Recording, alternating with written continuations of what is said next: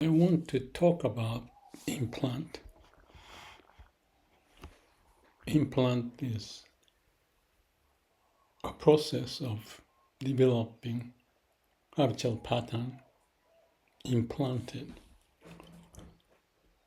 So as the duck, when they are born, hatched out of the egg, first moving things they see is the mother. You cannot reprogram it. It's deep inside them. So you may have seen some people flying on the plane. I don't know what it is. A small plane, so they fly at a slow speed. And this bird, the duck, follow them. That's implant. Why am I talking about it? The thought came up when I was eating my breakfast. I don't know why, but I was thinking about my father and mother, mainly my mother. She was very quiet, and she had the opinion, but won't get into conflict situation. But she want to explain. And my father is the opposite. Maybe that's why they get together. My father was flamboyant, do all sorts of ideas, go through business especially, from accounting to sales and management. He enjoyed his work. So I was more attracted to my father because of his vitality and interest and fun-loving nature. So my mother was kind of like behind the scene. She took care of the house, 3 kids, food, clothing, washing, and all that. She didn't have many friends, I don't think. So mainly focused in the house. This is Japan after the war. 3 years later, I was born. Traditional, the nation is growing and economy is booming. So my father seemed to have enjoyed, and that was the influence I got. And therefore my mother was like behind the scene, taking care of cooking and all the necessary stuff for 3 kids. And my grandmother was there. Yeah, right. I must have gotten implanting idea, possibly, of whatever she did without her trying. Because 3 kids, I was the elder. So the second is a daughter 1 year later. So she was busy, my mother. So my grandmother took care of me, I believe. And my mother's sister was nearby. So I heard my aunt, the sister of my mother, liked me and took care of me. And maybe story is too bothering for many people, but it's interesting of the connection because this aunt, Sizuko, Suzy is her name, got married with the American after the war. That was a big thing. So she was, thrown out of the family to get married with this American man. My mother is very traditional elder, and Susie was part 3-4 years younger than her. But she liked me. She came to take care of me. That's what I understood. Maybe she was 18 or 20 at the high school, and on the way back from school she stopped by. So she liked me.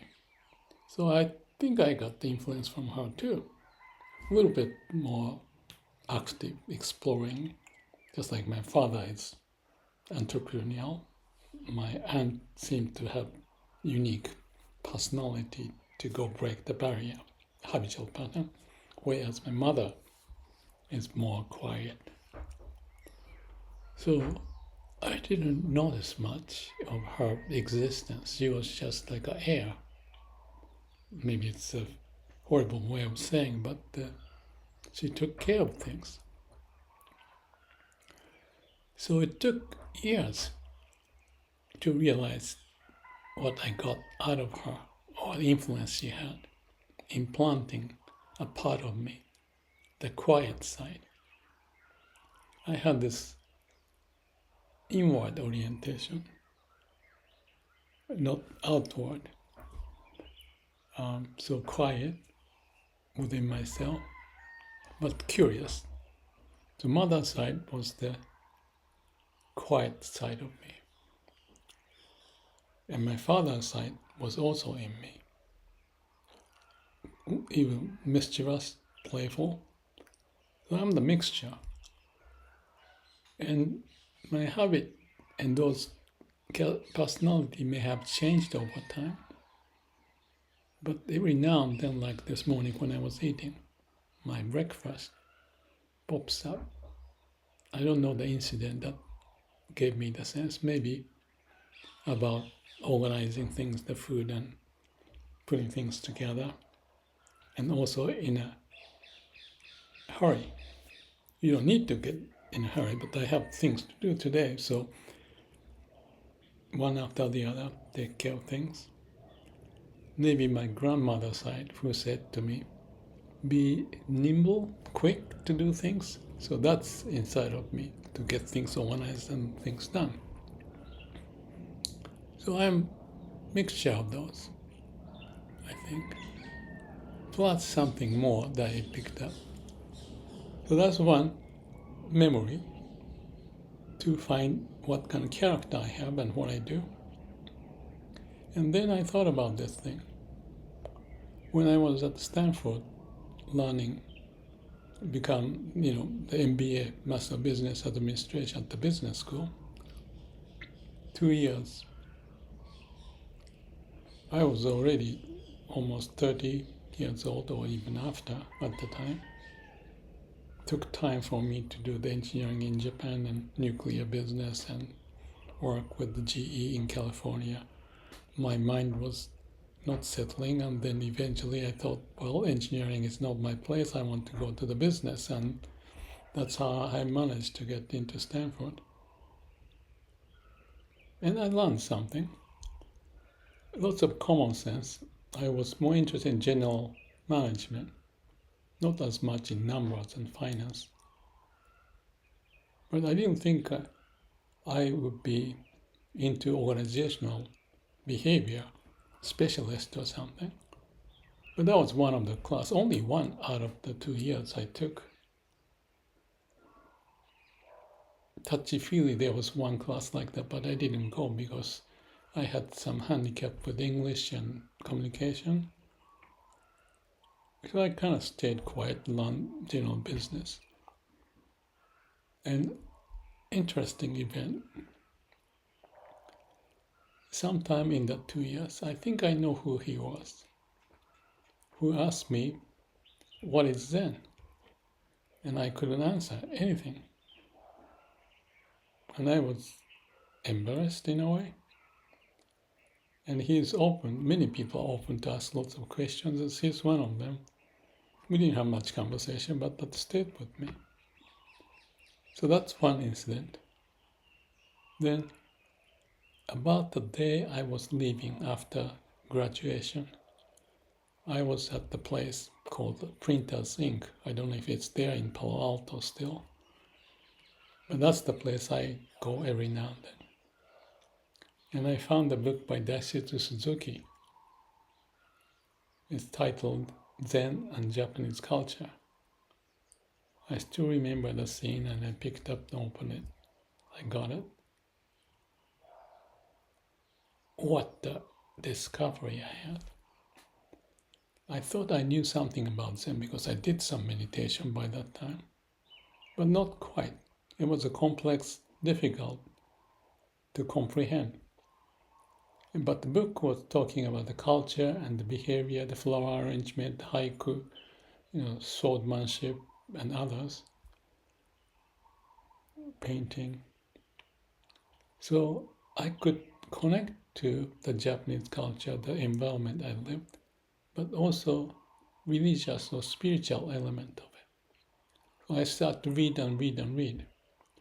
One of the first books I found was by Shimura, who was with Daisetsu.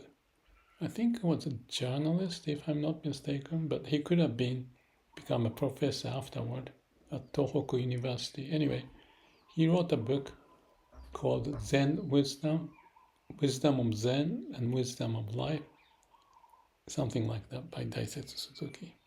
So I had that Zen and Japanese culture, so I decided to pick up this, not a thick book, only, 220 pages or something. That book I read 100 times more. Why?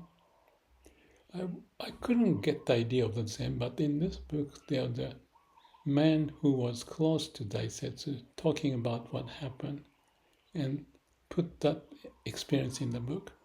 And the book was very well written. I'm sure I could feel that he put everything for that book. He had another book, but there was less of value, I noticed. But this one, I could tell he put so much into it. So I read many times. And the reason why I read many times is that it's not about Zen, but how the man Daisetsu Suzuki influenced many people through Zen, through the way he lived. So Shimura was attracted, so he came visited many times, sometimes bothering Daisetsu when he had to do lots of work. And he had to push him out and those things, and still he comes back and finish the book. That's another major book that, like I said, I read 100 times, maybe 150 or 200. It's all, bad shape. I don't have it here, but I remember pretty much everything. What attracted him? Shimura by Daisetsu. And there are many people who wrote about Daisetsu. There's a book about it. And that was also something I got interested. Eventually I had 100 books condensed into 35 books in a very thick